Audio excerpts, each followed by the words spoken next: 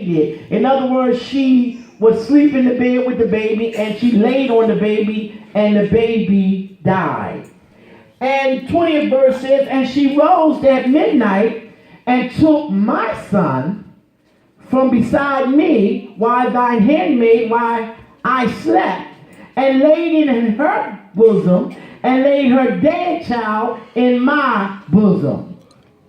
And she took her baby that was alive and laid it in her bosom and left her with a dead baby. And when I rose in the morning to give my child suck, in other words, when I went to go feed my baby, behold, it was dead. But when I had considered it in the morning, behold, it was not my son, which I did bear. In other words, when the sunlight came on and she looked up, she said, this is not my baby.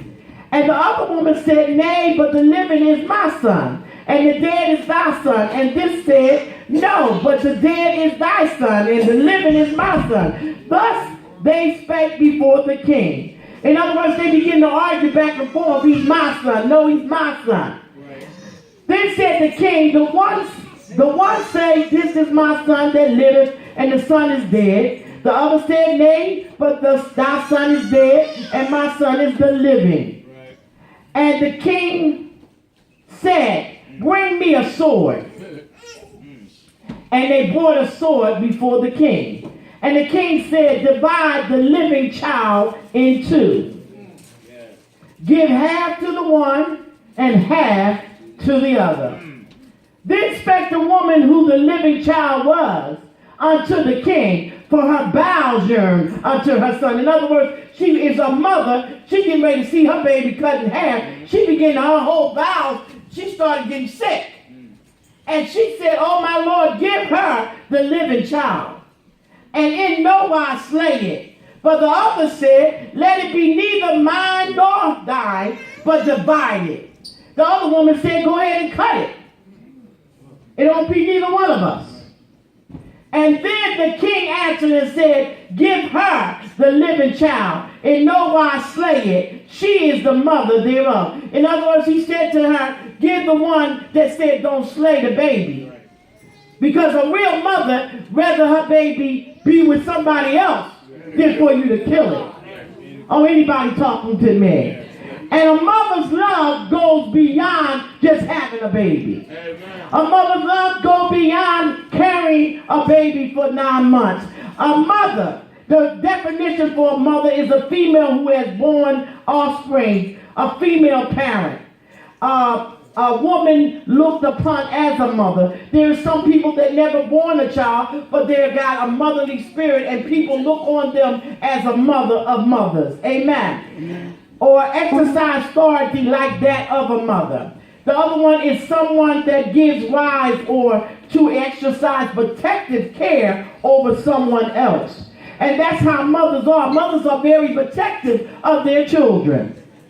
Ain't nobody saying nothing to me. Love is a profoundly tender, passionate affection for another person. A feeling of warm personal attachment or deep affection. Affectionate concerning for the well-being of another one. The love of a mother. A mother love is something that you can't buy.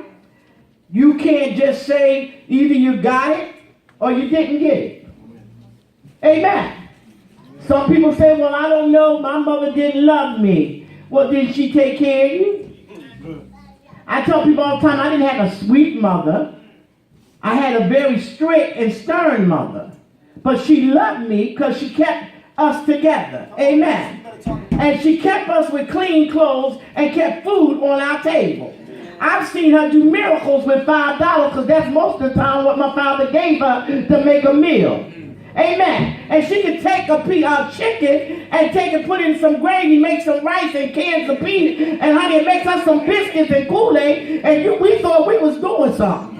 Oh, y'all act like y'all don't know a mother's love. Mother's love goes far beyond just on the outside. A mother's love is something that everybody, you know, because you can feel the warmth of a mother's love. You know if nobody else got your back, your mother got your back. Anybody know what I'm talking about? You know that if nobody else Mother go to all limits for you. Amen. My mother, when she wasn't saved, my brother Carl used to always get people beat up. Because mommy, he'd say mommy because he had eczema. And Carl, he was because he was very light-skinned, his eczema would be like real red and rashy. And it looked real scaly and nasty. Back in those days, they didn't have a lot of medicine for it. And so he would look real scaly like a little monster. And being a real light-skinned kid, he really looked horrible. And at times people would pick with Carl, and Carl would come up and say, Mommy, Miss So-and-so told me I can't play with somebody. And he would say, I'm going to tell my mother.